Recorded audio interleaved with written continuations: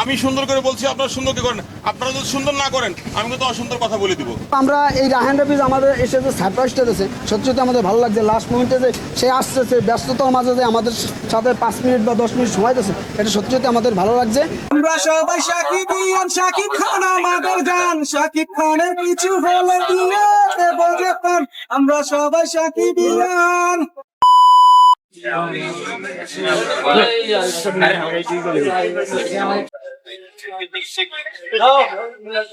Banner নিয়ে এখানে তুলে যাবেন না ভাই, ক্যামেরা অফ করেন দাদা ভাই।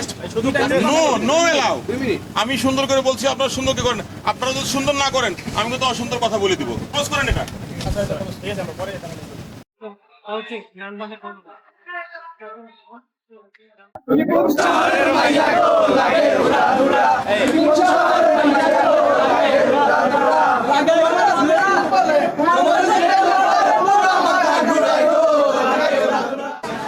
বাংলাদেশের ছেলে ছবি খুব ভালো, আমি ভালো লাগছে।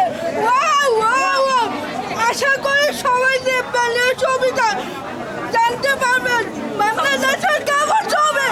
ওয়াও, ইনশাআল্লাহ সবাই দেখবেন এই ছবিটা। তুফান খুবই ভালো হয়েছে। আমরা 2-1-2 পার্ট 2 দেখার অপেক্ষায় আছি। তো 2-1-2 যেভাবে শেষ করছে, টুইস্টটা দারুণ ছিল। চঞ্চল চৌধুরী ফাটিয়ে দিয়েছে। আর শাকিব খান তার লাইফের সেরা অভিনয় করছে আমার বিশ্বাস। ভালো হয়েছে, ভালো লাগছে। এই চলচ্চিত্র সিনেমা ইন্ডাস্ট্রি চেঞ্জ করে দিছে। সবাই তুফান দেখুন, ঝড়ে বসেন, তুফানও ঝড়ে বসতেছে বাংলাদেশ। অনেক ভালো।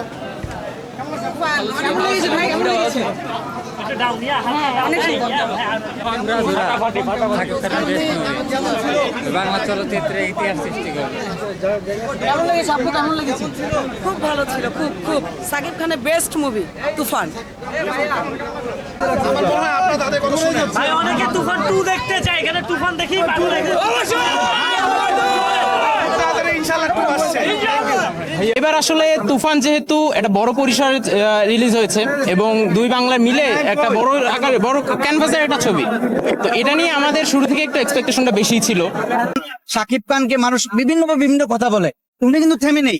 উনি কিন্তু ওনার মতো কিন্তু এগিয়ে যাচ্ছে, কাজ করে যাচ্ছে এবং ডে বাই ডে কিন্তু উপরেই উঠতেছে, কেউ কিন্তু নিচে নামাতে পারে নাই। এখন পরিশেষে একটা কথাই বলবো, শাকিব খান যেভাবে এখন সিনেমা করে যাচ্ছেন, আমরা সেই ধারাবাহিকতা বজায় থাকুক এবং আরো উপরে যাক। শাকিব খানের পাশে আর কেউ থাকে আর না থাকে, শাকিবিয়ান আছে এবং দা শাকিব খান ইউনিভার্স সব সময় ওনার পাশে আছে। বাংলাদেশের ইতিহাস যদি ঘাটা যায়, যারা শিখরে সুপারস্টারের শিখরে চলে গেছিল অর্থাৎ সর্বোচ্চ উচ্চ পর্যায়ে, তাদের সবাইকে কোনো না কোনোভাবে বাংলাদেশ থেকে শেষ করে দিছে। সেই ক্ষেত্রে দেখতে যায় যে জনি চৌধুরী নামে একটা নায়ক ছিল, তাকেও শেষ করে দিছে, তার বিচার হয় নাই।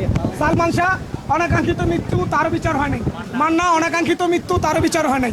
এই বিচারগুলো না হওয়াতে এই দেশটাতে সুপারস্টারদের জন্য খুবই রিস্কপূর্ণ একটা এরিয়া। সুতরাং যেহেতু সাকিব খান বাংলাদেশের লাস্ট মেগাস্টার, উনি এখন এমন একটা পর্যায়ে আছে, এটা একটা অর্থনৈতিক বিষয়।